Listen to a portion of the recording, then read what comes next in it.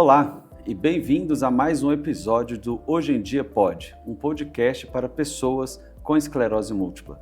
Meu nome é Davi Queiroz, neurologista especialista em esclerose múltipla. E meu nome é Jéssica Vaz de Mello, eu sou neurologista especialista também em esclerose múltipla.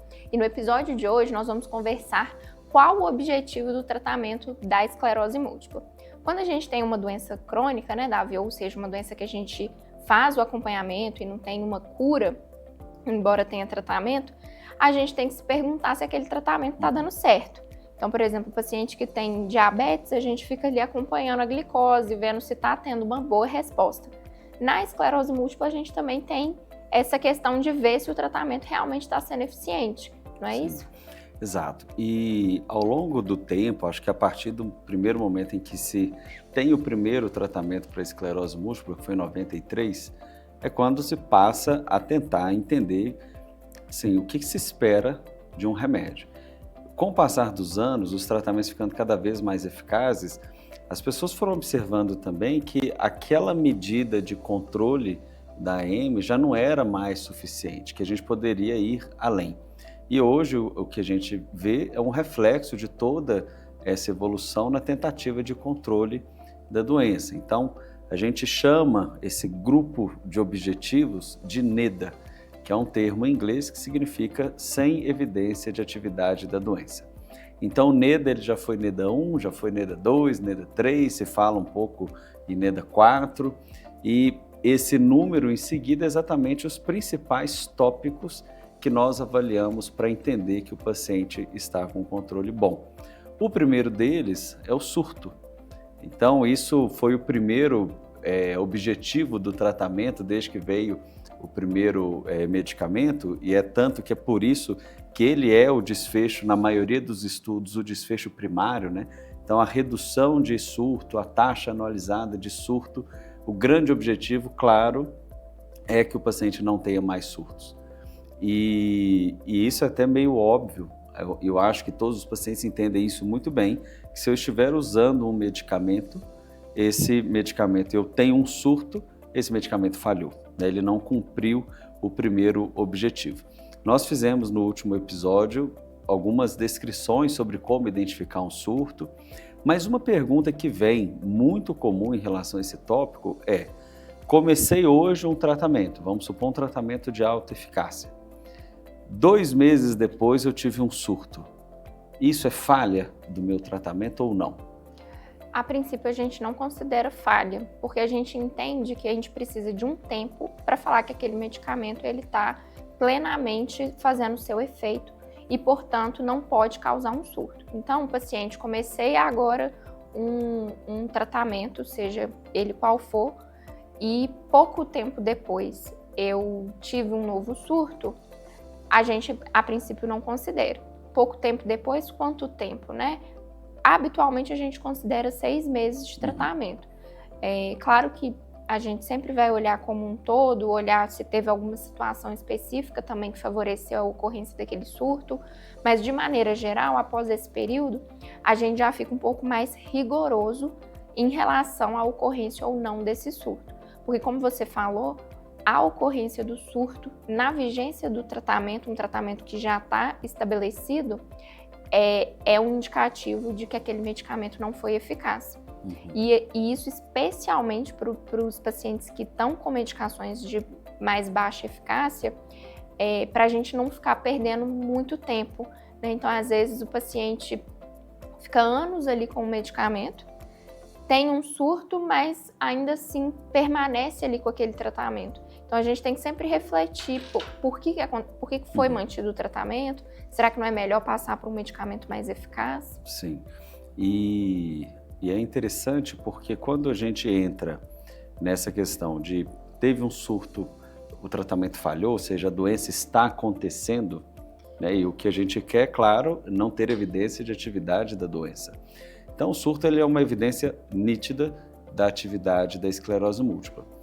Só que o NEDA 2, né, quando a gente entra no segundo tópico, que é a ressonância magnética, o bom controle com a ressonância magnética, veio muito do entendimento também que esses pacientes, quando tinham o diagnóstico, muitas vezes tinham várias alterações e que nunca tinha sentido nada. ou até mesmo pacientes que, por outra razão, fizeram uma ressonância, seja para investigação de dor de cabeça, e nessa ressonância tinha muitas alterações sugestivas de esclerose múltipla, apesar de não ter sentido nada. Então, a analogia que a gente faz da ponta do iceberg, né, que na verdade o surto ele é só a ponta, existem outras coisas acontecendo, é que aí se incluiu também a ressonância magnética. E é por isso que a gente faz de tempo em tempo a ressonância em busca de possíveis alterações silenciosas, entre aspas.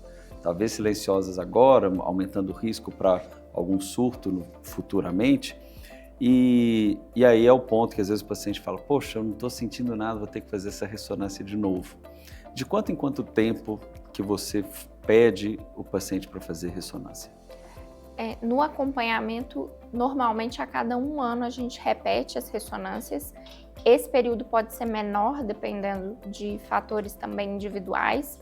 E às vezes a gente faz com 6 meses ali do tratamento, para a gente ter ali uma ressonância que é a de base. Então o paciente fez uma ressonância, a gente mudou a medicação, com 6 meses a gente faz novamente uma nova ressonância, porque aquela ali a gente vai considerar, a partir dela, não pode mais ter lesões novas, lesões captantes. Então, mas habitualmente é de ano em ano.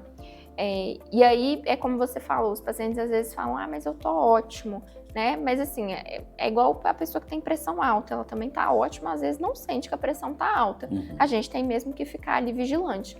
Na esclerose múltipla, a gente sabe que principalmente em algumas regiões que a inflamação acontece, o paciente não sente nada. Então o paciente está ótimo do ponto de vista clínico, o que é excelente, né? A gente quer que o paciente esteja bem, mas a gente quer também que ele esteja bem por completo, que na ressonância dele também não tenham lesões novas e lesões captando contraste que indicam ali a inflamação da doença. E esse ponto ele é importante, né? Essa ressonância com 6 meses de tratamento, acho que vai de encontro exatamente com o tópico sobre surtos, né? Não consideramos falha do tratamento nesse primeiro momento.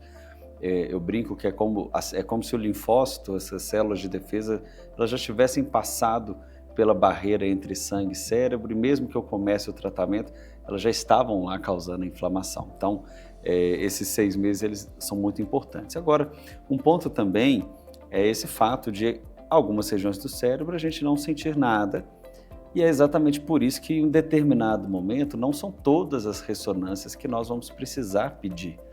Então, é até um alívio enorme quando o paciente pega o pedido da ressonância pela ressonância do encéfalo, né? Ressonância do cérebro.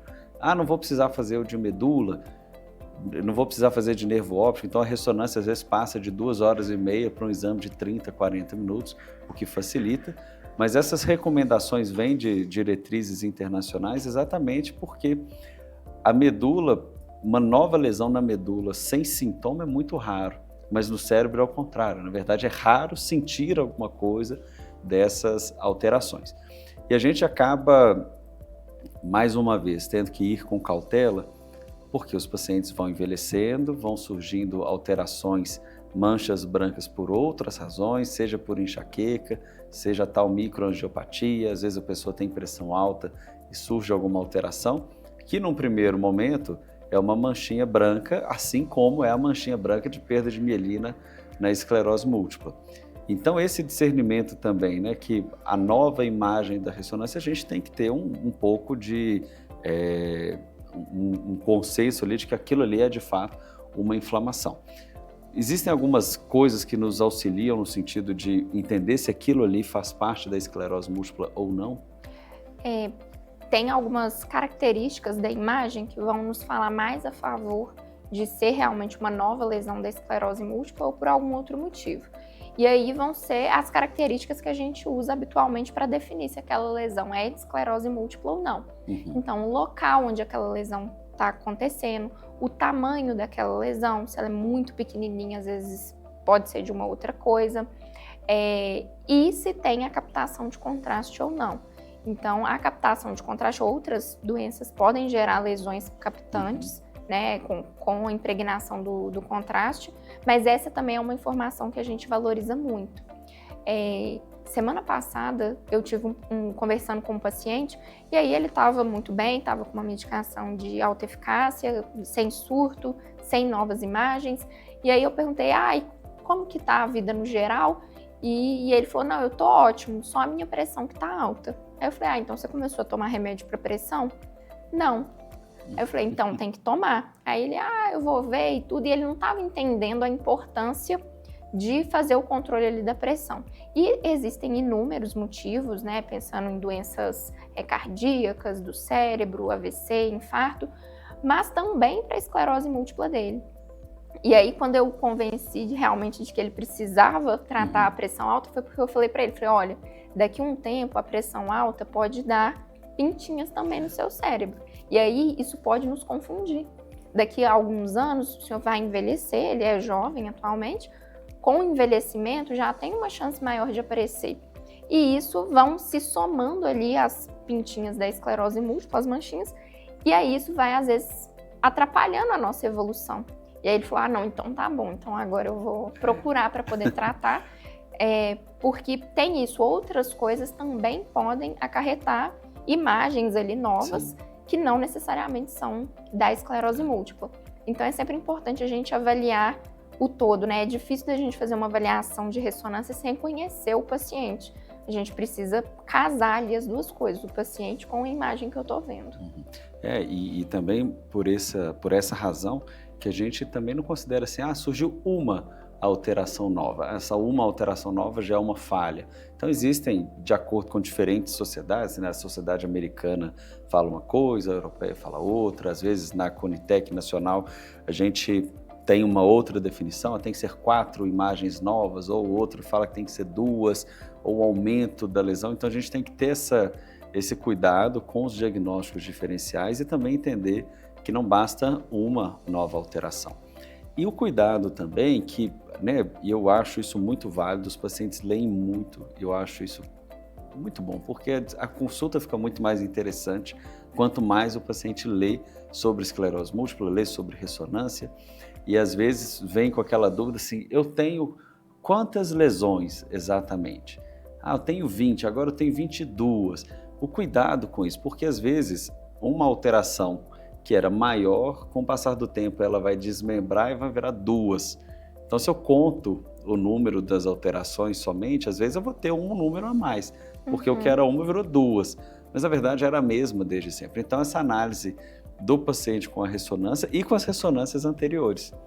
Então essa chatice nossa, né, de pedir, leve todos os seus exames na ressonância, na consulta, leve as ressonâncias antigas, exatamente por isso, porque às vezes a gente acha que é uma alteração nova, mas na verdade foi uma que desmembrou ou, como no caso do seu paciente, não estava tratando pressão alta, pode ser que surja alguma coisa, né? E aí tem que tomar cuidado também, porque às vezes vem um número na ressonância e aí o paciente se apega muito ali naquele número, né? São 30 lesões, são 50 lesões. E assim, a gente tem que ver, são todas lesões realmente de esclerose múltipla, qual que é a idade dessa pessoa, tem algumas ali que às vezes podem ser que nem sejam, ou igual você falou, imagens que desmembraram e aí contabilizou como mais de uma. Sim. Então, nunca olhar o exame isoladamente. Ele é sim uma ferramenta muito importante no acompanhamento. Hoje eu acho que assim, não tem como acompanhar um paciente com esclerose múltipla sem fazer ressonância, né, com uma certa periodicidade, apesar de entendermos que é um exame chato de ser feito às vezes, mas ele é extremamente importante, só que ele é um exame complementar. Ele não é a única coisa, você não é o seu exame, né? A gente tem todo um cenário ali que precisa ser avaliado, então acho que é importante ter essa cautela. Exato, e até no episódio que a gente fez com o Thiago no ano passado, sobre, né, os cuidados na hora de fazer ressonância, na análise, a gente tem questionado muito hoje assim, o quanto que essa contagem tão precisa de número de lesões e não só a identificação de algo novo pode às vezes prejudicar. E aí revendo, eu fui percebendo que na verdade quando a gente pega os estudos mesmo de medicamento, nenhum leva em consideração número de alterações, mas o volume das alterações, né? Então eu acho que é o paciente também entender e não ficar tão preso nessa questão de contagem, você vai ser 10, vai ser 12, vai ser 8. Às vezes, se eu avaliar uma ressonância e você avaliar, nós vamos contar diferente, apesar de achar que são as mesmas alterações, né? Então, realmente não faz tanto sentido. E esse seria o segundo ponto do NEDA, e não tão recentemente a gente inclui então o NEDA 3, que é o terceiro ponto, que é a progressão. Essa tradução da progressão, eu sempre fico preocupado como que o paciente vai entender, porque essa progressão que nós estamos falando do NEDA, ela é diferente do que falar de formas progressivas da esclerose múltipla. Qual que é a diferença, então? Só para quem está assistindo, perceber que quando a gente pensa em progressão, não é que eu estou falando que ele tem uma forma progressiva. Hoje a gente divide a esclerose múltipla em 3 tipos, né? A remitente recorrente, secundariamente progressiva e primariamente progressiva. A gente entende que é tudo a mesma doença, mas tipicamente tem essa divisão. Mas a gente sabe que mesmo os pacientes que têm a forma remitente recorrente, eles podem ter progressão ao longo do curso da doença. Então, não necessariamente, se eu identifico ali uma piora do EDSS, que é a notinha que a gente dá do exame neurológico do paciente, eu estou falando que aquele paciente entrou numa forma progressiva e muito menos que é uma forma primariamente progressiva, porque essa diferenciação a gente vai fazer lá no início, no diagnóstico. Então, o que a gente vai considerar progressão, pensando aqui nesses critérios que a gente utiliza para avaliar se a doença está bem controlada? A ferramenta mais consolidada é o EDSS, que é a nota do exame neurológico. Essa nota ela vai de 0 a 10, sendo 0 a melhor nota e 10 a pior nota. Então, quando a gente fala que o exame neurológico é todo normal, que está tudo bem, é um EDSS normalmente 0. Então, quem tirar 0 nesse score é uma boa nota. Quanto mais alterações no exame a pessoa tem, mais ela vai pontuando. E aí, por isso que a gente faz essa avaliação toda consulta, para a gente poder ver se aquela notinha ela está variando ou não. Pode, um dia desses, né, como a gente que trabalha com residente, às vezes o residente questiona assim, eu fiz o EDSS hoje e está diferente do anterior. Então, assim, o EDSS ele pode ter variação da pessoa que faz, mas nesse caso em específico, ele estava questionando porque estava melhor. Aí eu falei assim, mas às vezes é porque a pessoa melhorou mesmo. Você perguntou para ela se ela melhorou. Aí eu falei, a senhora melhorou para a paciente? Ela, melhorei, eu tô bem melhor, minha fraqueza melhorou. Eu falei assim, então a nota ela também pode regredir. Sim, então, assim, não fica, né, sofrendo com isso não, o paciente pode melhorar. Mas a nossa preocupação é o contrário, não que a nota está diminuindo, mas que a nota está subindo. E aí, quando a gente tem um aumento ali persistente dessa nota, ou seja, o paciente está tendo ali uma piora e não aconteceu nenhum surto, a gente acende o alerta de que possa estar acontecendo uma progressão. E aí é preciso a gente intervir também, justamente para evitar de no futuro a pessoa ir por esse caminho, né? Evoluir com uma forma mais progressiva. Sim. E além disso, a gente tenta usar testes também, às vezes um pouco mais sensíveis, para identificar esse risco de progressão. Porque muitas vezes, você foi até a fala de um paciente, falou assim, mas bater o martelo no meu joelho diz muita coisa mesmo? Acaba, sim, significa muito. Mas às vezes a gente avaliar funções específicas traz informação ainda mais, às vezes mais cedo de alguma alteração. Então a gente tem esses testes que nós chamamos de testes funcionais, que é o teste de marcha, o teste da destreza manual e avaliações cognitivas para velocidade de processamento. Então, o teste de marcha, acredito que quem esteja assistindo aqui que tem esclerose múltipla ou convive com alguém que tenha, deve ter visto já em consultórios, né, que a gente pede a pessoa para andar uma distância e fala, anda o mais rápido que você conseguir, sem correr, mas também sem cair, e vai e volta. Aí a gente mede esse tempo. Aí se espera lá que a pessoa faça até 6 segundos. O teste dos 9 pinos para ver a destreza manual. E o teste dos dígitos, que a gente pede a pessoa para fazer as correlações de números e imagens num determinado tempo, né, em 90 segundos. E aí, o que isso, na verdade, traduz para nós? Né? Que eu espero que esse paciente mantenha sempre estável em relação a essas funções, que às vezes é até mais prática da destreza manual, do que talvez traduza melhor o dia a dia dela. E quando há uma variação, às vezes de 20%, nesses testes, é um sinal de alarme, como você falou, que pode ser que tenha acontecido outra coisa. A pessoa piorou no teste de marcha porque tropeçou outro dia, torceu o pé, ainda não recuperou totalmente, pode estar com mais fadiga diante de um pseudo-surto, mas é um sinal de alerta para que a gente, às vezes, repita a ressonância mais cedo, vigie essa pessoa mais de perto, volte mais cedo no nosso centro para poder fazer esses testes.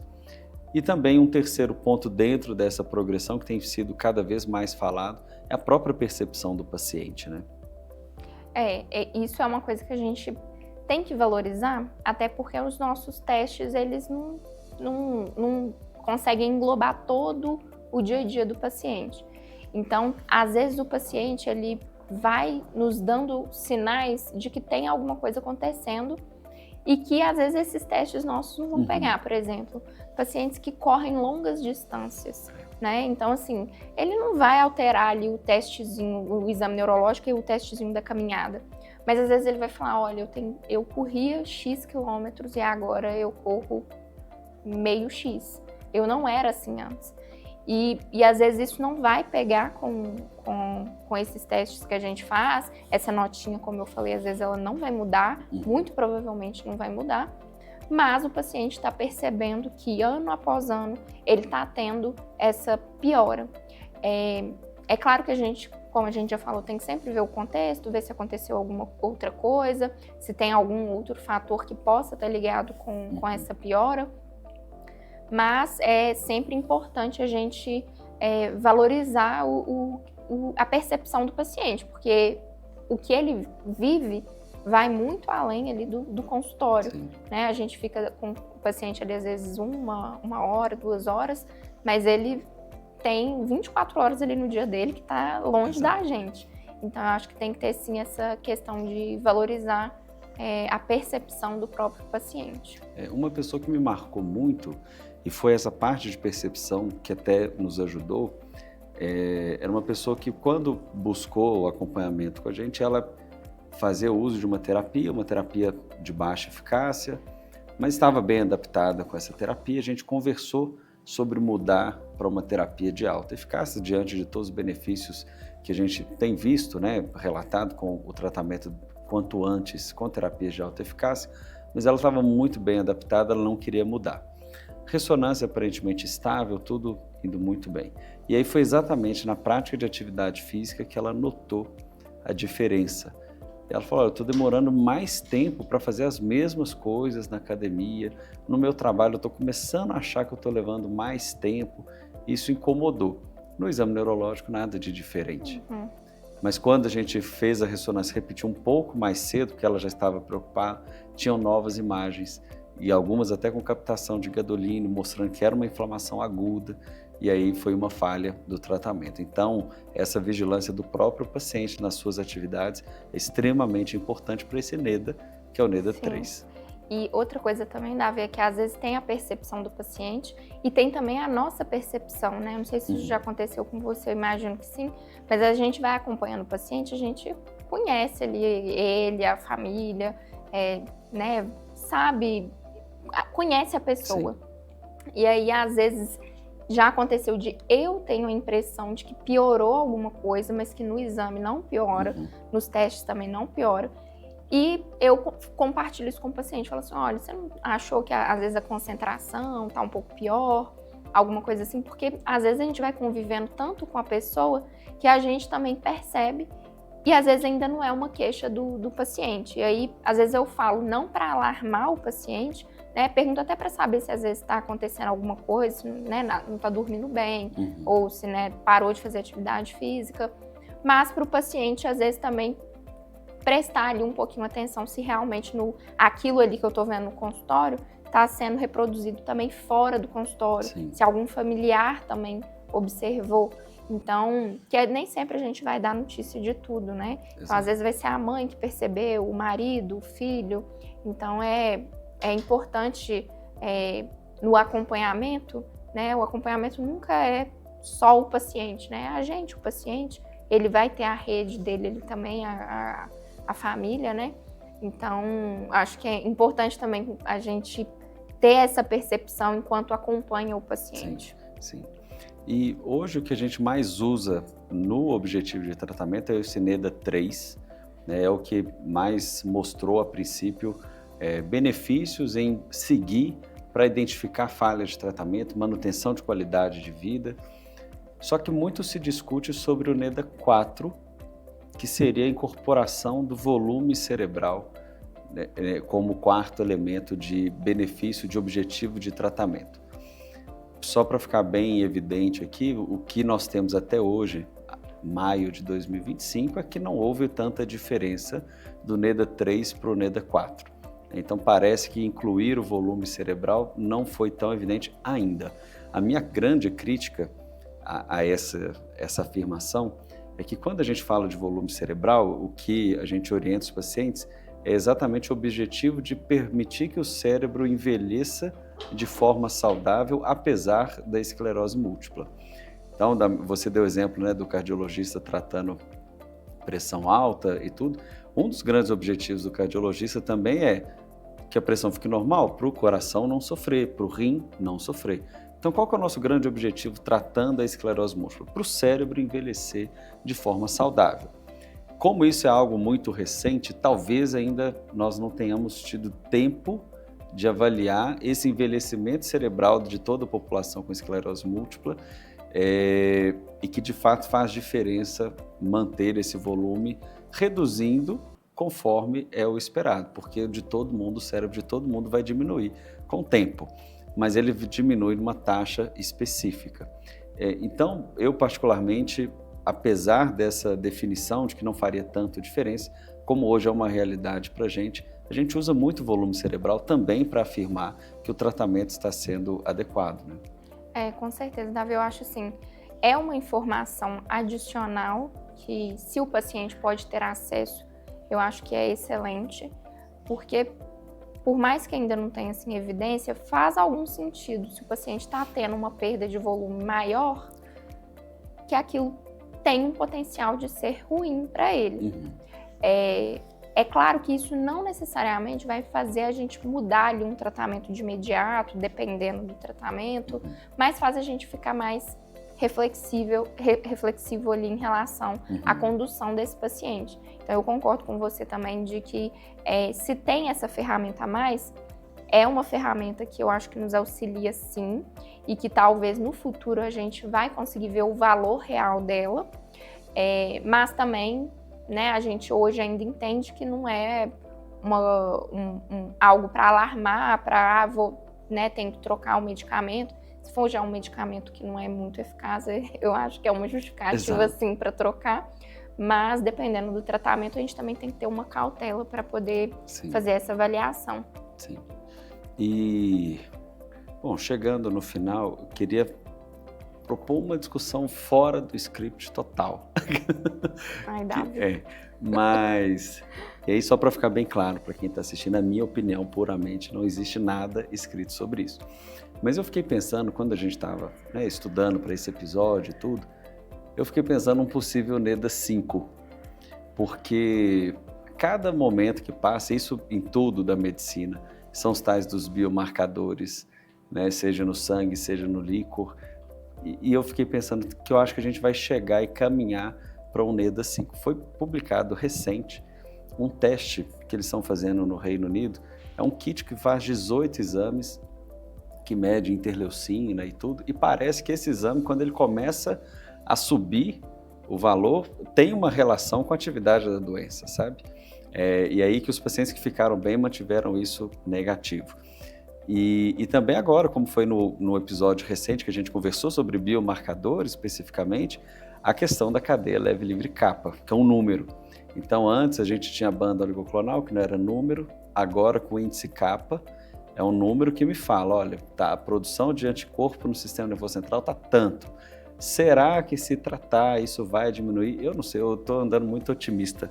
Não sei se é porque tem muita coisa sendo publicada, que a gente vai acabar chegando no NEDA 5 em algum momento, que são os biomarcadores. Assim como é a ressonância, vai chegar assim, vai ter um exame de sangue que, se tiver estável, é um bom sinal, se ele estiver descontrolado, não é tanto um bom sinal. É isso, eu acho que vai, assim, eu espero também que isso aconteça, porque de fato facilita e complica, né? Porque aí é um exame a mais, mas nos dá também um pouco mais de direcionamento, porque é sempre mais fácil quando você tem um número ali também para acompanhar. Exato. Né? É claro que nenhuma doença se resume a um número, né? Assim, a gente sempre cita outras doenças mais comuns, né? Diabetes, pressão alta, não é só o número que importa, mas você ter esse parâmetro a mais, com certeza é um benefício muito grande, né, na minha opinião também, né, de especialista, não de artigos publicados, mas na minha opinião eu acho que vai ser sim um benefício.